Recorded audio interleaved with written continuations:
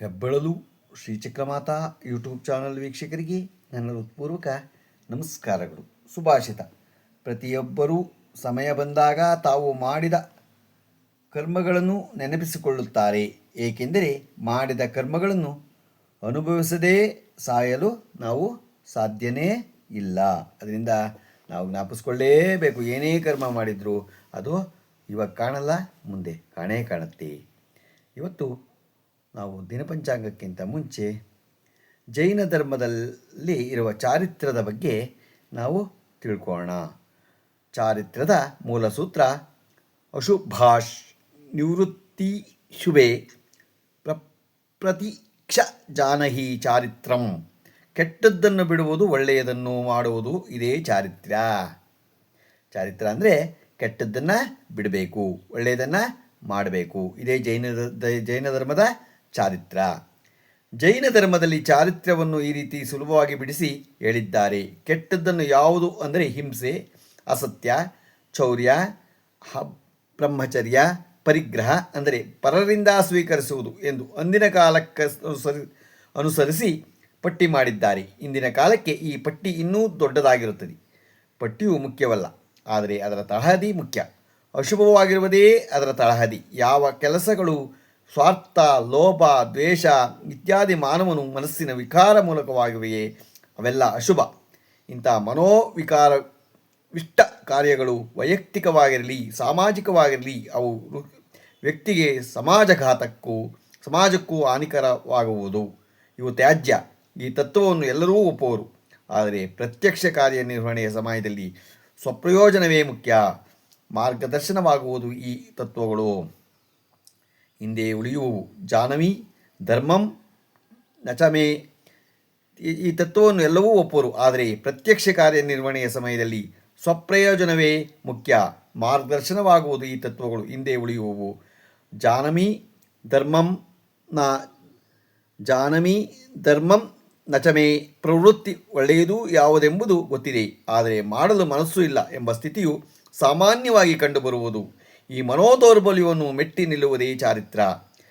ಬಿಡಬೇಕಾದ ಅಶುಭಗಳ ಜೊತೆಗೆ ಮಾಡಬೇಕಾದ ಶುಭಗಳನ್ನು ಜೈನ ಧರ್ಮ ಹೇಳಿದೆ. ವ್ರತ ಸಮಿತಿ ಗುಪ್ತಗಳೇ ಈ ಶುಭಗಳ ಮೇಲೆ ಹೇಳಿದೆ.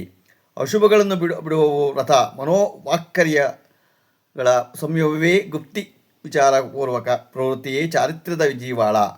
ಮನುಷ್ಯನು ಕ್ಷುದ್ರ ಆಮಿಷಗಳಿಗೆ ಒಳಗಾಗಿ ತನ್ನ ವಿಚಾರ ಶಕ್ತಿಯನ್ನು ಕಳೆದುಕೊಂಡಾಗಲೇ ಚಾರಿತ್ರ್ಯಹೀನವಾಗುವನು.